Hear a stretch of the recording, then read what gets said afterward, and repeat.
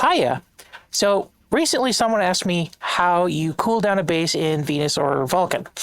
And I showed them how to build a cooling plant, and the heat sink that I used was solder. They thought that was cheaty, so they wanted something that was a little more realistic and something that wouldn't necessarily be patched out. So here we go. This is the apparatus. Now, what I didn't know going in is that, because I haven't played this in a really long time, is that Stationeers, Rocketworks, has given us some liquid nitrogen. And with that amount of, that's a lot of liquid nitrogen. That's like 300 liters of liquid nitrogen. And with that amount of liquid nitrogen, we can cool stuff for a very long time, making base cooling trivially easy. But let's assume we don't have that. Let's assume we start off with our oxygen and we start off with our water. And we're going to use water because I like using water.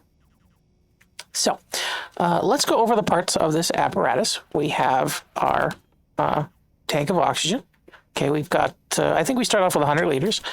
And the connector is probably, I think, one of the most powerful appliances in the game, because with it, we can have both liquid and gas in the same device. That's what this turbo pump is for. This turbo pump can suck out all of the atmosphere here, this pressure, okay, the gaseous water vapor that's labeled as steam, but I guess technically it is steam. It's water vapor. And it is 3 times more energy effective than using the evaporator. If I were to put an evaporator down and we try to use that, the evaporator would only do about 8 or 9 joules of cooling, whereas this thing can get up to 2 kilojoules of cooling. But we'll get that in a minute. We need 2 other things. We need a recovery tank. So we're going to stick our recovery tank in here. And kadoo. We can see that this is empty. That's not important, but we're just going to make sure that everybody knows that it's empty. We'll all be on the same page.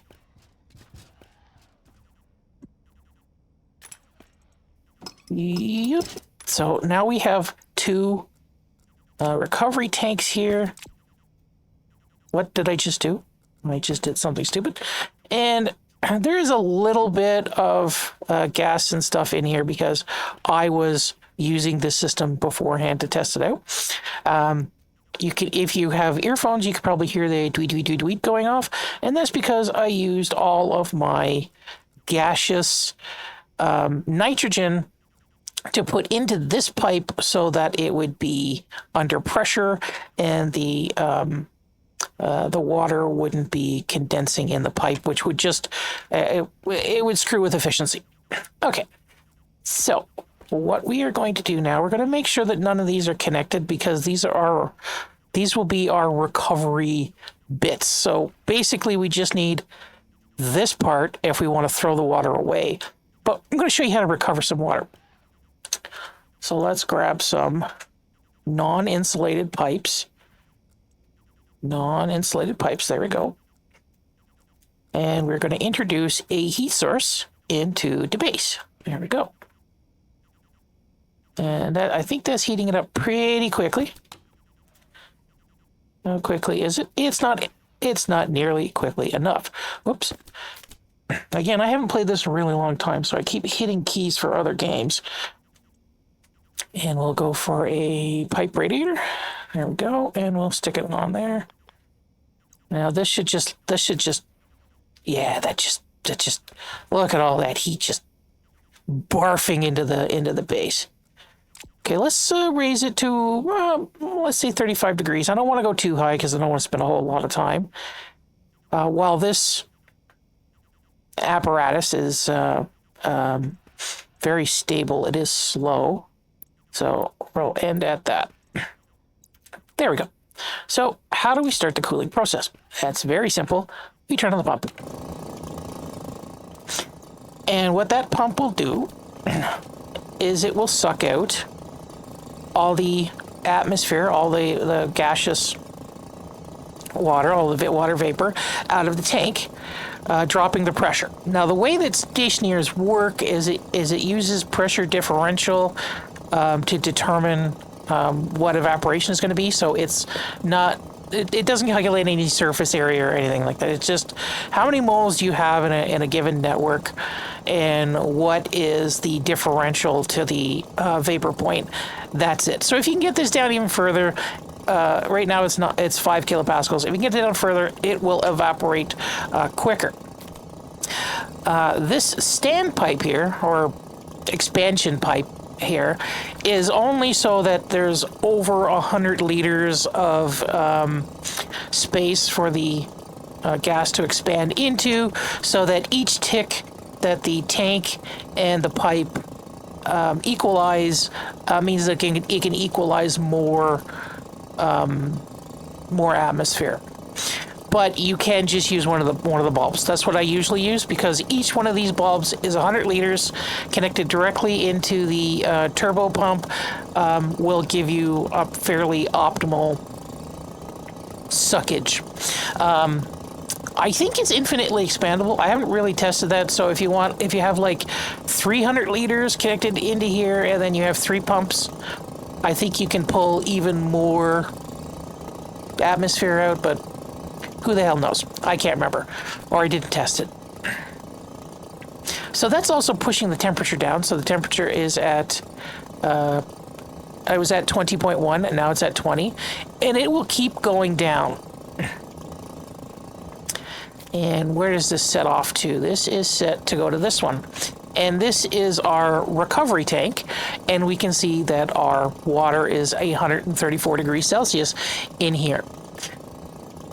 That is how much energy has been absorbed from the room relative to how much liquid that we are sacrificing to cool it down in, and is being compressed back down into a liquid. So you can see our latent energy there is plus 1.2 kilojoules. And over here we have minus 1.62 kilojoules. That differential is how much we're cooling by. So we're cooling to about 420 joules per tick. Da-da-da. And we have no more heat being inputted here. So this is just, whatever. So let's just stand here for a little while, and we will let the system. We'll just let the system cool the place down. The radiators up here don't actually do anything, as you can see.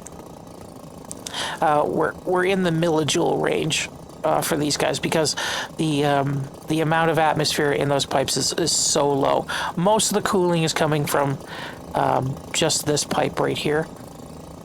So it's about 677 joules. I don't know how much I said it was. More radiators won't be more effective. So let's just wait until we get down to 20 degrees again.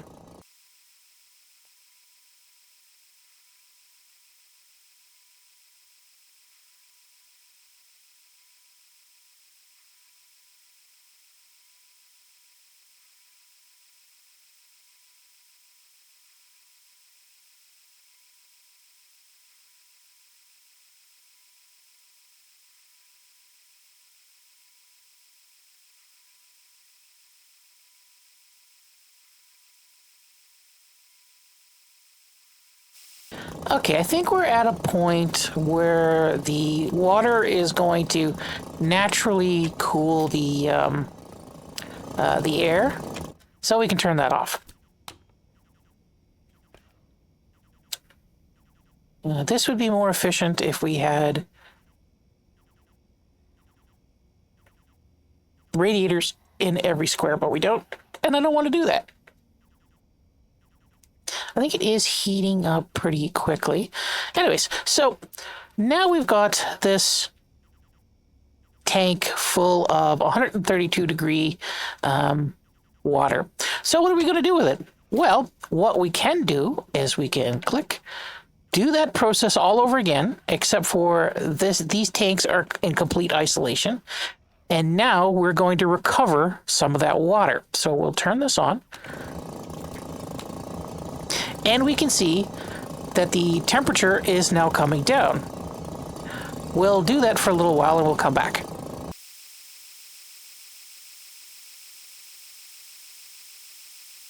I just noticed something. Why is the robot breathing? Look at how it sort of rhythmically moves the tablet. That's like a breathing animation. Why is the robot breathing? Whatever. We're close to 20 degrees now. It'll only take a few more seconds to get that down there. There. So we're down. We have recovered about 3 liters of water. Just going to take this, put that over there. Then we'll drain that out.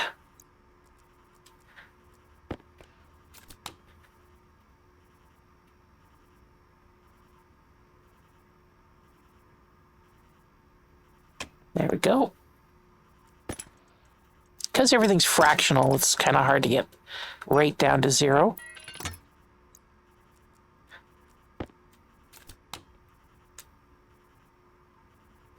And then we will shut this off.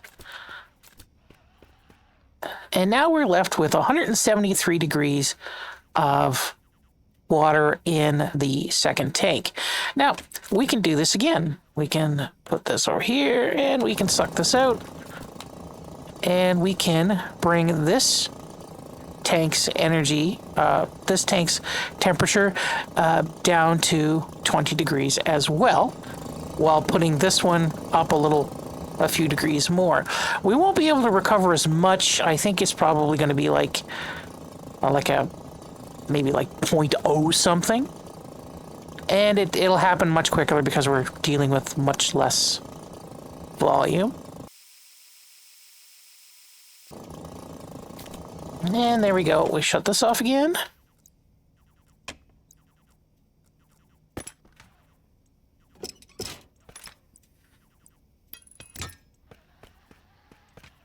And we just drain the tank out.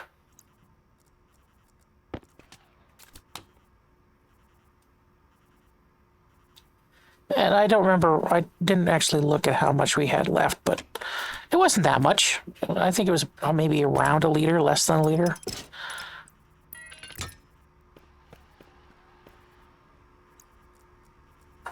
And just make sure the pipes are empty. They are. There. So we can keep going back and forth and we'll get fractionally less each time, but we used about 3.26 liters to bring the room's temperature from, 35 to 40 degrees down to 19 degrees, and we still have a little bit of cooling here, so the temperature of the room is probably going to go down to like 16 degrees or so. This can all be automated, of course, with a chip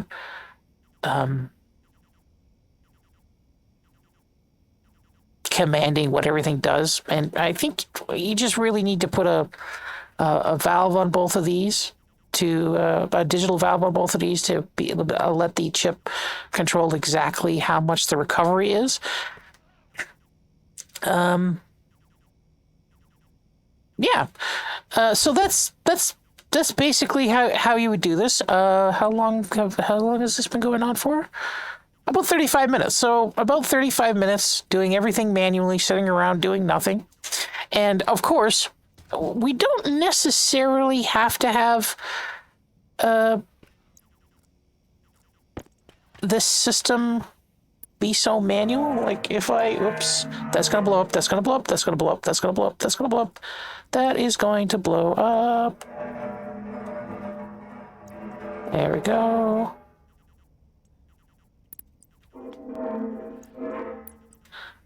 What I'm just doing now is I'm putting... Okay.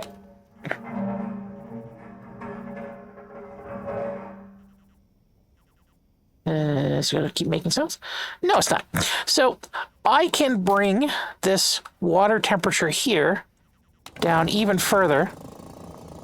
And we will remove this, and we will remove this.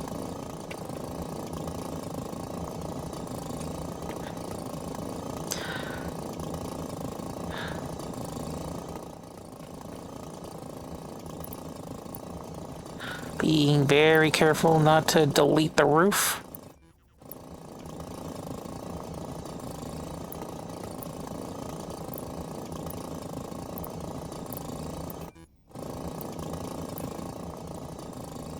There we go. Perfect. Now we can bring the temperature of the water in that tank to, like, say, 0 degrees Celsius.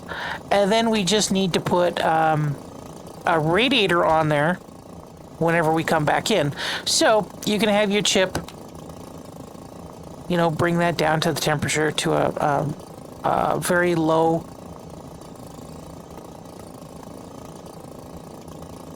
temperature. I was trying to think of thermal mass. I don't know, whatever. Thermal mass is the wrong thing to say, but you know, a lower digit. And then you can just utilize the cooling effect whenever you come into the base and you need it, or you can connect an air conditioning unit to it and use the air conditioner to regulate the temperature a little better. But yeah, I don't really have much more to say. I might post the one where I was using the solder to cool it down. But I mean, this is non-cheaty. And now I'm rambling. Bye.